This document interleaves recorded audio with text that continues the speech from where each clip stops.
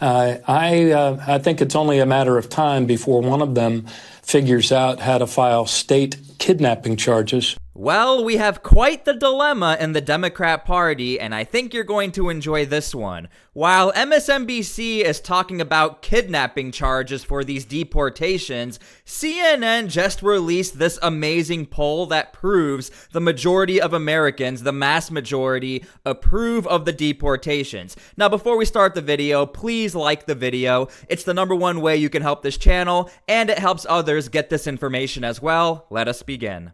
Deport all undocumented immigrants. Voters favoring the government trying to deport all 11 million of them. Back in 2016, just 38% of voters wanted the government to try to deport all 11 million undocumented immigrants. Compared to where we are in 2025, 56%, the majority. The American people have come a long way on this issue, much closer to Donald Trump, and I think that's a big part of the reason why Americans are increasingly saying the country is on the right track when it comes to immigration policy, and why Donald Trump's net approval rating on that issue is in the positive, very much unlike his first term. Now, you guys can leave your comments down below how you feel about this poll. First off, I think this is a terrible look for Democrats, but also, this poll doesn't give you the full context. Back in 2016, the situation was not as severe, so obviously the everyday American was not really focusing on the illegal immigrant deportation aspect. We knew that there were border issues, and we know that Donald Trump back in 2016 was all for building the wall. Well, the wall was not built under Joe Biden. Thus, we have the problem in 2025. So again, I think it's important to note that CNN is not giving us the full story that Joe Biden allowed for the flooding of illegal immigrants. That is why this number is so high in 2025. But again, this makes Democrats look terrible, and it proves the point that Democrats are sticking up for a talking point that the majority of Americans just don't agree with. I think the attorney generals play a really important role right now. I think it's only a matter of time before one of them figures out how to file state kidnapping charges against those that are abducting people who are in this country legally and sending them to this new concentration camp that Donald Trump laughs about having created in El Salvador. Attorney generals are going to play a critically important role in these days ahead fighting this fascist moment in American history. Now, I don't know if MSNBC knows that the internet exists, and this creator right here, Nick Shirley, all credit to Nick Shirley, he visited these so-called camps, and look how bad these camps are. This is a prison here inside of El Salvador, and each and every single person you see right now in this video are prisoners, and they made this factory so that way they can now use this factory to create new clothes, one for the prisoners, for the schools, for the government themselves, the hospitals, anything they need, they can now use it and make it here inside of El Salvador versus having to go get it from a country like the United States or China, helping create a more self-sufficient El Salvador. And each and every single day that a prisoner is working here inside of this factory, they then get 2 days taken away from their sentence. So imagine you have 10 years on your sentence, and by working in here, you can get your sentence reduced all the way down to 5 years. Technically, if you work for 5 years inside of this prison, you are then going to get your time cut in half every single day you work inside of one of the systems they have here set in El Salvador. It is actually pretty amazing. And what price would you personally pay on 2 extra days of your life? Imagine you are sentenced to 10 years in prison. By working in a place like this, you can then get 5 years of your life back, and you can learn a new skill while you're at it. Obviously, it's not ideal to be a prisoner. However, here in El Salvador, they are helping the prisoners rehabilitate themselves into society, helping them be able to get a new job if they were to decide to go in the field like this when they're done with their time here in El Salvador. Nayib Bukele is really changing the country here in El Salvador. It is quite amazing to see. I'm sorry, I can't help but laugh how MSNBC is really trying to turn this narrative into the worst thing ever for these prisoners and the people being deported. Meanwhile, Nick Shirley, he does have a YouTube channel if you want to go check him out. He does some other deep dives into prison systems or the deportation stuff. Quite fascinating things. I don't know Nick Shirley. That's my disclaimer. I'm sure he's a decent guy. He makes good content. Go check him out. But yeah, really bad look for MSNBC. Even worse look for Democrats. Are you openly working with the Trump administration, I mean, as you work with them on these issues, are you comfortable with the way in which they are rounding up and deporting people, especially in the case of what is going on right now with a federal judge ordering the Trump administration to facilitate the return of Kilmar Abrego Garcia, and the administration is refusing?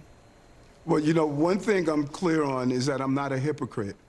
I've been very clear on my policies, and if we look at the wording and the communications I stated Trump, the mayor, President Trump being elected, it's the same. There's consistency. And what I am clear on, we must have federal immigration policies.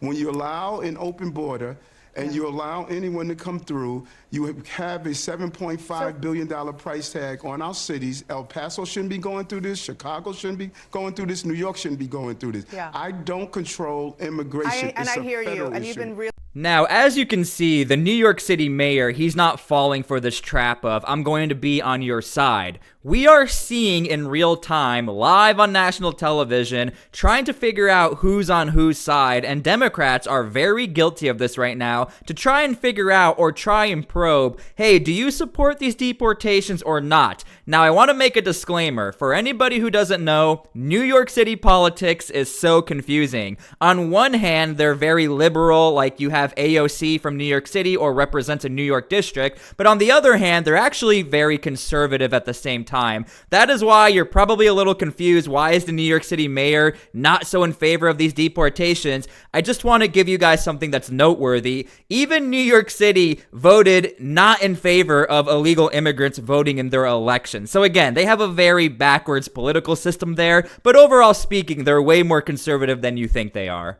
Federal issue, but you're also Yes. a lifelong law enforcement official. You have to have an opinion, never mind the mayor of New York City. Yes, and as a lifelong law enforcement person that from the 84 talked about public safety as a prerequisite to prosperity, I stay with that. Our federal government must deal with the immigration issue, and it should not be placed on cities. And the Constitution clearly lays out the federal government will handle immigration. And we can't say, based on who's the president, let's be consistent. And the hypocrisy is that what I've raised during a previous administration, I would say again now, the federal government on all levels must deal with the immigration crisis. Just to put a button on it, because the previous administration and this administration, as you have laid out, they're dealing with this in a different way. Just to be clear, you are, yes or no, you're okay with the way that the Trump administration is handling the immigration situation in New York City and beyond right now? What I said over and over again, I'm going to continue. The federal government, that's not only the president, Congress, everyone must focus on what we've been doing with immigration in our country. Here in the city, we have a large number of immigrants that participate every day in the quality of life of this city.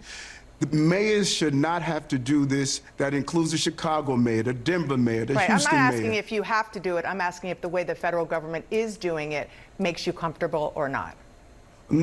I want to be consistent. As I said, you trying to get a yes or no answer to something that I've been consistent on. Federal government must deal with immigration.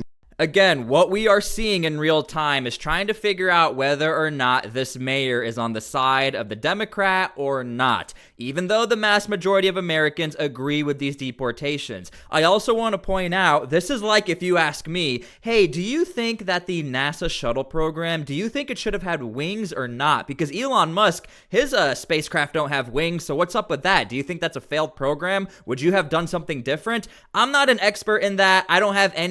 I can't change anything. That is what this mayor is trying to tell people. Like, it doesn't matter what I say. What do you want from me, CNN? This is a classic Democrat example of mob mentality. Let's talk about Trump voters and how they feel. Do they regret their vote? I mean, this is the big question, right? I hear all these stories, all these articles. All the Trump voters, they regret what they did back in 2024. I'm here to tell you, very few of them regret what they did back in 2024. What are we talking about? Trump voters looking back at 2024. We got a new poll out. The poll was conducted this month. What percentage would change their vote to a different candidate? We're talking just 2%, just 2%. That's not even a wide spot on the road. And then there's this additional 1% who say they would rather not vote. We're talking overall under 5% might or would have changed their vote, Donald Trump voters back in 2024. And then you ask, okay, the same question to Kamala Harris voters, and it turns out the numbers are rather similar. So if there was a repeat, if folks got to be able to redo their vote that they had back in 2024, would the result be any different?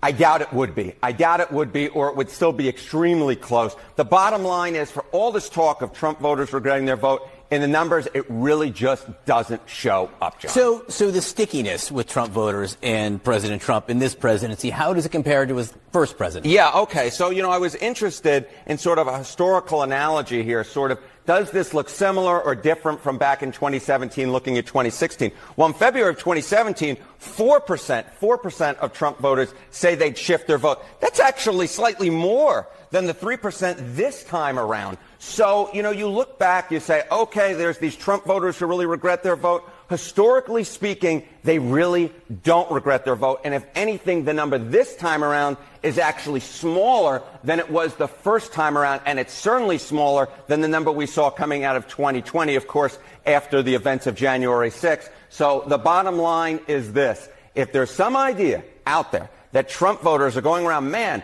I wish I had voted for Kamala Harris instead of Donald Trump, the numbers say that is a fanciful universe. It really, for the most part, does not exist. So look, when it comes to deportations, Democrats, they keep trying to push this narrative. They are not giving up on trying to convince the American public this is a bad thing. You shouldn't support this. We need to stand up for all illegal immigrants, when in reality, the mass majority of not only Trump supporters, but we know there is a silent majority out there somewhere. We know that there are voters with common sense. We know that some Democrats are just afraid to say anything.